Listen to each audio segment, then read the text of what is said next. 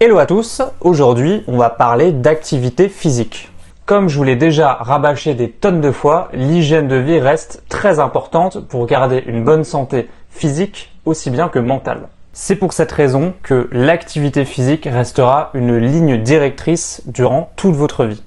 D'après les études scientifiques actuelles, il semblerait que ce soit les activités cardiovasculaires et le renforcement musculaire qui soient les plus efficaces. On va rentrer un petit peu plus dans le détail. Les activités cardiovasculaires sont celles qui permettent de faire travailler le cœur, les poumons et de mettre en action les gros vaisseaux du corps. En termes de sport, ça va être plutôt la course à pied, le vélo ou la natation. Si vous les pratiquez sur le long terme, elles ont des avantages qui ne sont vraiment pas négligeables. Le cœur va se muscler et devra fournir beaucoup moins d'efforts pour pomper le même volume de sang, tandis que les poumons vont gagner en capacité respiratoire. Le sang et les tissus de votre corps auront une meilleure oxygénation.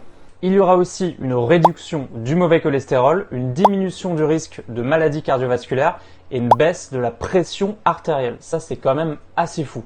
Et là où ça devient assez incroyable, c'est que même si c'est une activité qui, je le rappelle, est physique, il y aura quand même des répercussions sur votre santé mentale. Une diminution du risque de dépression et une amélioration de l'humeur et de la concentration. Et encore, là je vous ai dit que l'essentiel, les activités cardiovasculaires, en réalité, elles boostent l'intégralité de notre métabolisme et n'apportent que des bienfaits.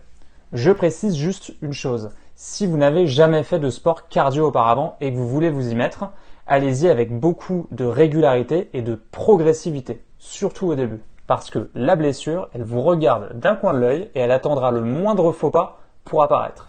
Et surtout, si vous avez le moindre problème cardiaque et que vous voulez vous lancer dans ce type de sport, parlez-en à votre médecin.